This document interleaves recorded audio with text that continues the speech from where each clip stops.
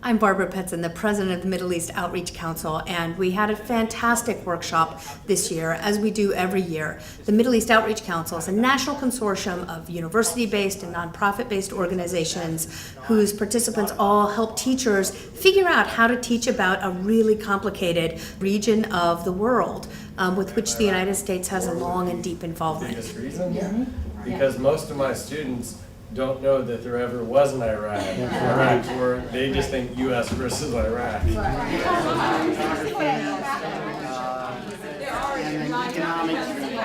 This year we did a workshop on Iran. Every year we reach teachers in a different part of the country where the Middle East Studies Association happens to be having their annual conference, and it gives us a chance to reach teachers in different areas of the country on different topics. ISTEP has been here at San Diego State since 1983-84.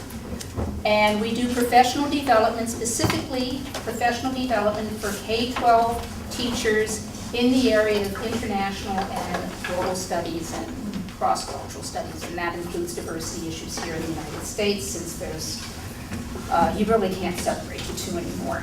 We're really excited to be working with Elsie Begler, the ISTEP program, in organizing this on behalf of the Middle East Outreach Council. And I just want to tell you, you all found a flyer out there. If you are not part of the Middle East Outreach Council, really you should consider joining, because it's the best opportunity around to be associated with educators who teach about the Middle East. I'm Jean Campbell, the past president of the Middle East Outreach Council and associate director of the Middle East Studies Center at Portland State University. When we first thought about what would be an appropriate topic for this year, it seemed Iran was so logical, both because of Iran in the news these days and very contemporary issues that are things that teachers need to teach about, but also because of the rich Middle Eastern and Iranian American community here in Southern California. So it was kind of a logical fit, and we decided it didn't take much effort at all to come up with a list of terrific speakers.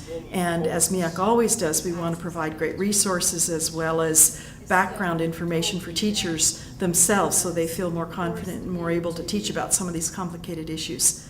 In other words, what is taught is just as important as what is left out.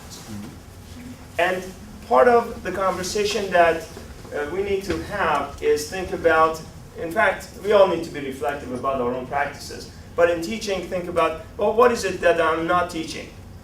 I was in Tajikistan this summer, and people there, they speak Persian, and they are trying to adopt the Persian alphabet, and they refer to that as Alef-Bae Niagan, which is quite fascinating.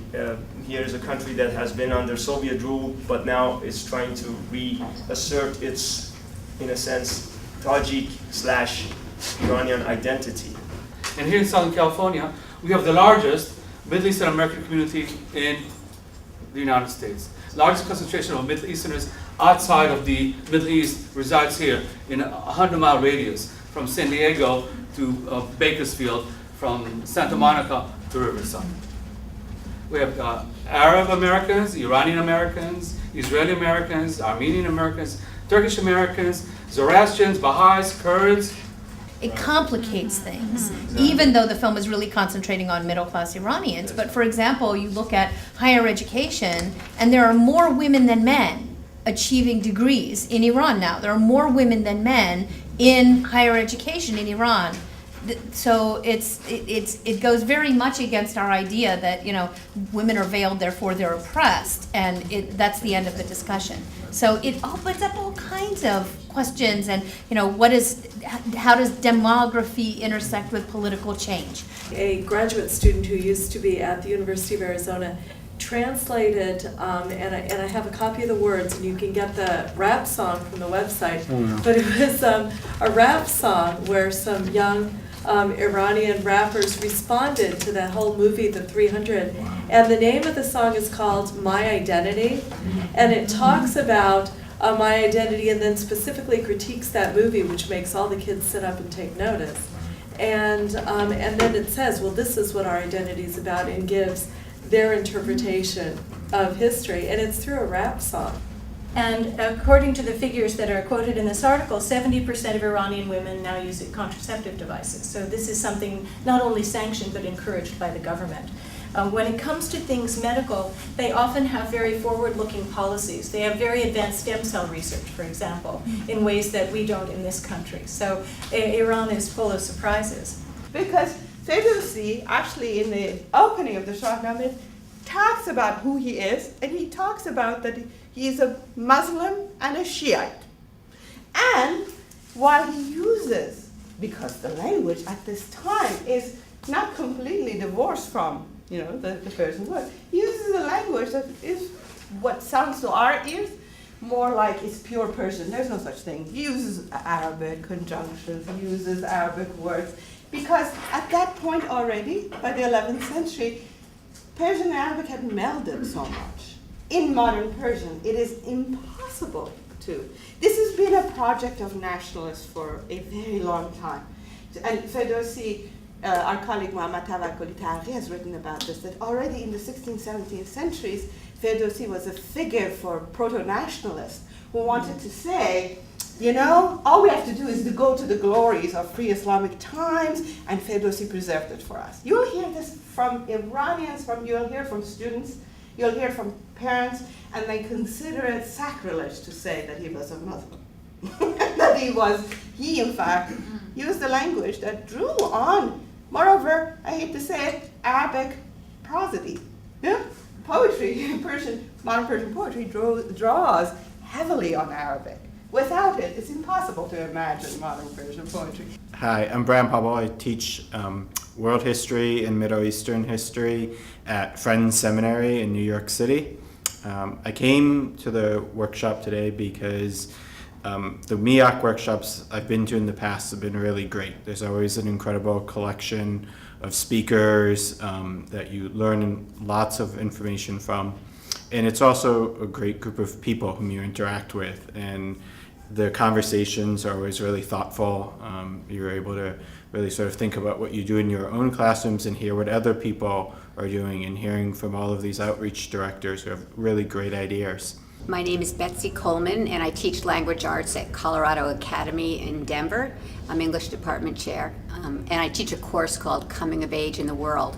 And I've been fascinated with the Middle East, and particularly Iran for a while. I know very little about it. I've traveled in other parts of the Middle East, so I learned quite a bit today. I learned about a nice framing device in the very beginning about Iran and where it is, and I particularly enjoyed Jonathan Friedlander's lesson plans and ideas about immigrants, Middle Eastern and Iranian immigrants in the United States, because there was a lot you could take from that and use in your classroom within the next few days. I also enjoyed the lecture in the afternoon on women and issues in Iran, because it really dispelled a lot of stereotypes about Iranian women.